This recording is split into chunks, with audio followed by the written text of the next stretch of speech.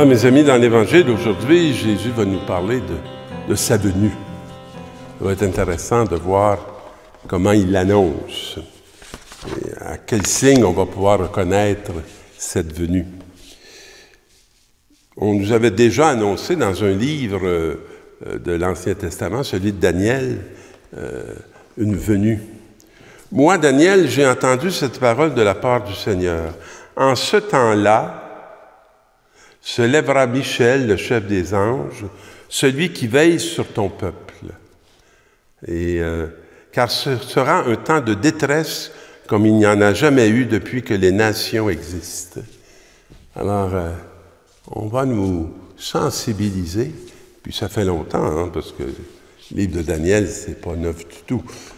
Alors, sur le fait que ça va être un temps de détresse, comme il n'y en a jamais eu depuis que les nations existent. Et ce temps-là viendra le salut de ton peuple. Alors, c'est extraordinaire, hein? Au moment de cette détresse, va arriver un temps de salut. De tous ceux dont le nom se trouvera dans le livre de Dieu. Alors, c'est comment on fait pour s'y inscrire. Alors, beaucoup de gens qui dormaient dans la poussière de la terre s'éveilleront. Bon. Les uns pour la vie éternelle et les autres pour la honte et la déchéance éternelle. C'est comme une heure où il va y avoir comme une lumière qui va rendre les choses ténébreuses claires. Les anges brilleront comme la splendeur du firmament, et ceux qui sont des maîtres de justice pour la multitude resplendiront comme des étoiles dans les siècles des siècles. Alors moi, j'aime ça des fois dans ma vie, prendre le temps pour regarder les éclairs ou les étoiles de ma vie, hein, qui ont été lumineux, qui, pour moi, ont resplendi de façon très particulière dans cette réalité. J'en retrouve dans ma famille, j'en retrouve dans l'Église auquel je suis toujours heureux d'appartenir. J'en retrouve à toutes sortes de lieux qui peuvent être aussi même de d'autres religions ou qui peuvent être même de 100 religions, mais qui sont des étoiles parce qu'ils sont porteurs de lumière. Et évidemment, la grande lumière qui est Jésus-Christ. Alors,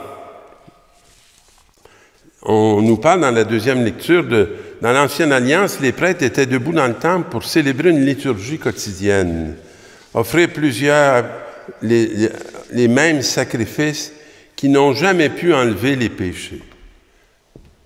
Ce n'est pas pour porter un jugement sur l'Ancien Testament ou les anciennes liturgies.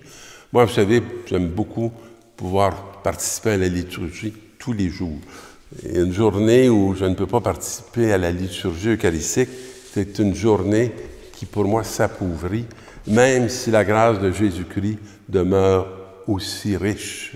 Mais Jésus-Christ, au contraire, après avoir offert pour les péchés un unique sacrifice, s'est assis pour toujours à la droite de Dieu.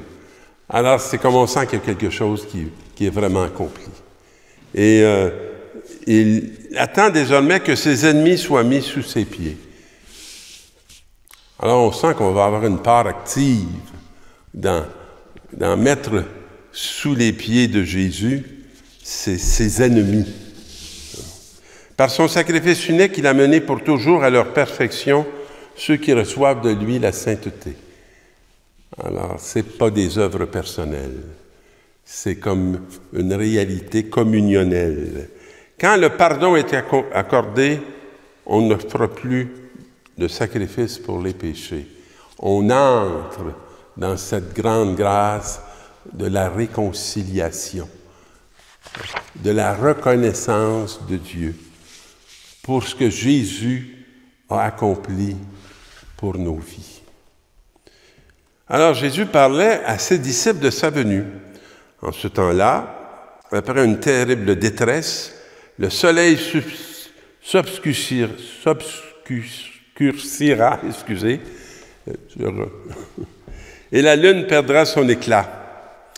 Les étoiles tomberont du ciel. Il y en a quelques-unes qu'on a vu tomber dans les dernières décennies, les étoiles qui sont tombées du ciel. Et les puissances célestes seront ébranlées.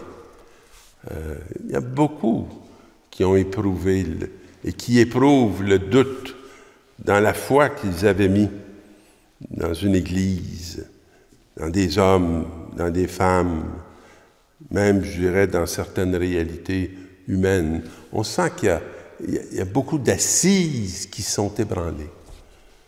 Alors on verra le Fils de l'homme venir sur les nuées avec grande puissance et grande gloire. Bien, ça, c'est très étonnant qu'après l'introduction qu'on vient de faire, qui dit « Alors on verra le Fils de l'homme venir sur les nuées avec grande puissance et grande gloire.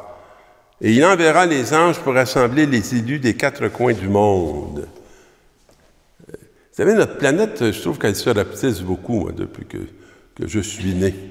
Et cette expression, pour moi, c'est toujours... je me sens toujours proche de cette réalité-là.